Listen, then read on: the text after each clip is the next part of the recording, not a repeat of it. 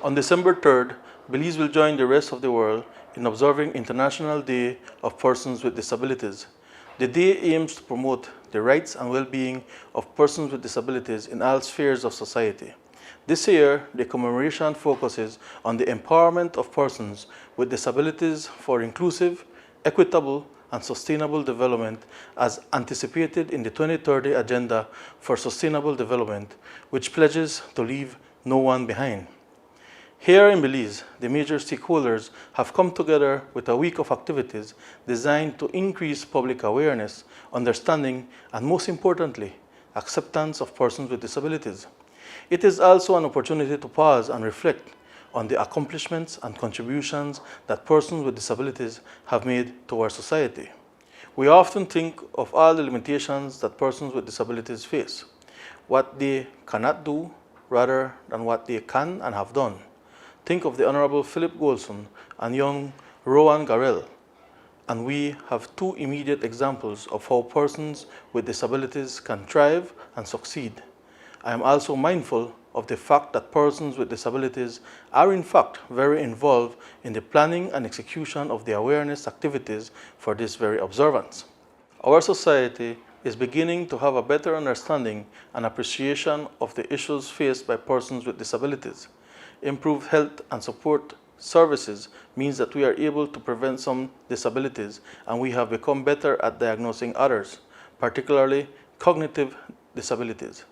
But there is still a lot of shame and discrimination that comes from a lack of information and understanding of the different types of disabilities. People with disabilities are not objects of charity or people we only feel sorry for. They are human beings with their full inalienable human rights, and those rights, like those of every other citizen, need to be upheld. Upholding those rights means that all efforts need to be made to level the playing field, to take steps to promote inclusion and participation in all facets of society, to help persons with disabilities to achieve as much independence and autonomy as possible, and most of all, to ensure a life of dignity. If we are honest with ourselves, we have a long way to go to ensure the full rights of persons with disabilities. The lack of trained human resources limit the services that can be provided. Our social protection systems need to be expanded to provide basic protections for persons with disabilities. Even our infrastructure, streets, buildings, and public spaces are not wheelchair accessible. There needs to be investment, and more attention needs to be focused on the needs of this vulnerable group. I take this opportunity to thank those agencies who work tirelessly with and on behalf of persons with disabilities.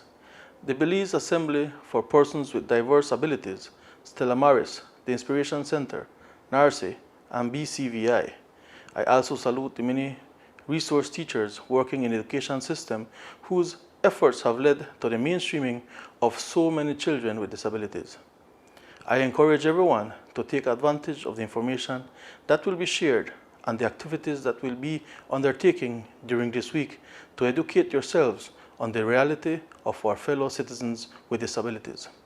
I also encourage you to reflect on what you can do in your sphere of influence to make our society a more inclusive one. Together, we can ensure that persons with disabilities in Belize are respected, protected, and given a chance to fulfill their potential. Thank you, and God bless.